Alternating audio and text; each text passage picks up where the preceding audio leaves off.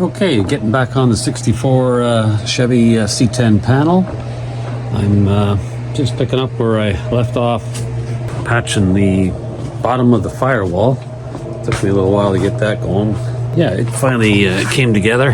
But I looked on the inside of the cab, and it looks like it needs to be welded on the other side a bit too. I might have gone a little light here and there. So I'm going to move things around here a bit because I can't really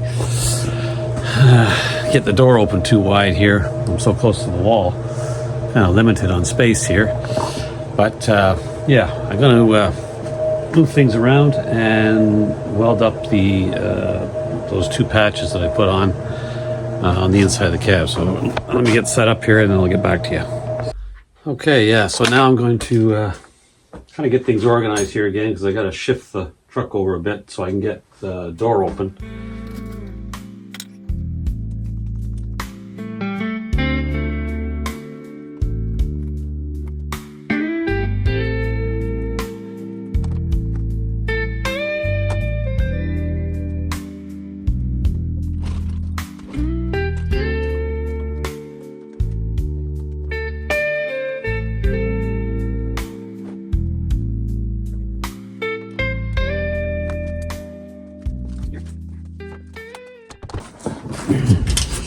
Yeah.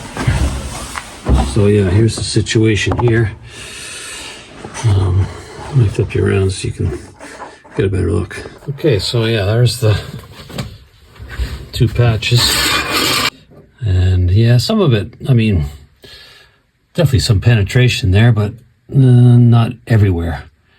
So I'll just practice some welding while I'm at it. So, okay, I'm gonna take the grinder and do a bit of grinding. Let me set you up.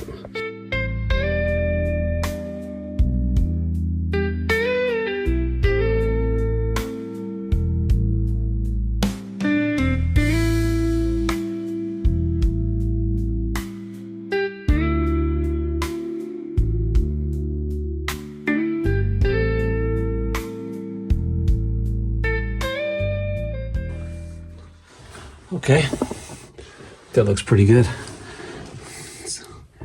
There's some penetration, no doubt, but yeah, I'm going to go over it one more time.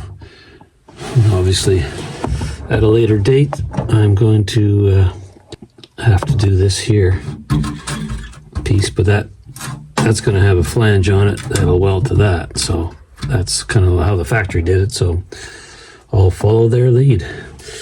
And yeah. Actually, I kind of look forward to doing something like this. I've never attempted that, well, other than years ago with pop rivets and Bondo, fiberglass, all that kind of stuff, which did the job, but yeah, it didn't really last. Okay, I'm going to get the welder going and see about welding that up.